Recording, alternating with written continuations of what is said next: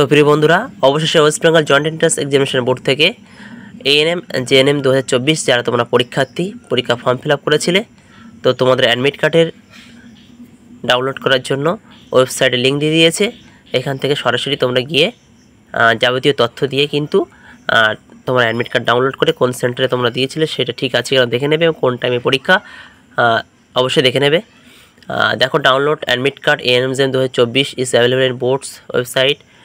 কোন ওয়েবসাইটে যাবে? www.wpjeb.nic.in এবং www.wpjeb.in। এই দুটো ওয়েবসাইটে যে কোনো একটাতে গেলেই কিন্তু তোমরা পাবে।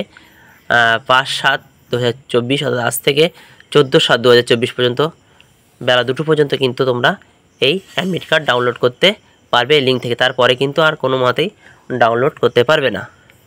আশা করি তোমরা প্রস্তুতি নিয়েছো পরীক্ষার জন্য, এবং যারা নাওনি অবশ্যই এর মধ্যে প্রস্তুতি নেবে। আশা করি তোমাদের পরীক্ষা ভালো হবে। তো চলো দেখে নেবো আমরা এবার কীভাবে অ্যাডমিট কার্ডটা ডাউনলোড করবে। তো সরাসরি আমরা কিন্তু চলে যাব লিঙ্কে। ওই লিঙ্কে যাওয়ার পরে এরকম একটা উইন্ডো খুলে যাবে। তাকে অ্যাপ্লিকেশন নাম্বার আমি একটা লিখছি, অ্যাপ্লিকেশন নাম্বার, তারপর ডেট অফ বার্থ, তোমরা ডেট অফ বার্থ দেবে, ডে, মান্থ, ইয়ার যেমন একটা বেছে নিলাম। দেখো, তারপরে হচ্ছে মান্থ, তারপর ইয়ার বেছে নেবে, তোমাদের যেরকম সাল, ডেট অফ বার্থ সেভাবে বেছে নেবে। নেওয়ার পরপরই তলায় একটা লিঙ্ক দেখাবে। তো দেখো, আমি একটা সাল যে কোনো একটা বেছে নিলাম, মনে করো 2007 সাল। তো দেখো সিকিউরিটি পিন, অর্থাৎ সিকিউরিটি পিন নিচে যে লেখাগুলো আছে এটা সিকিউরিটি পিন।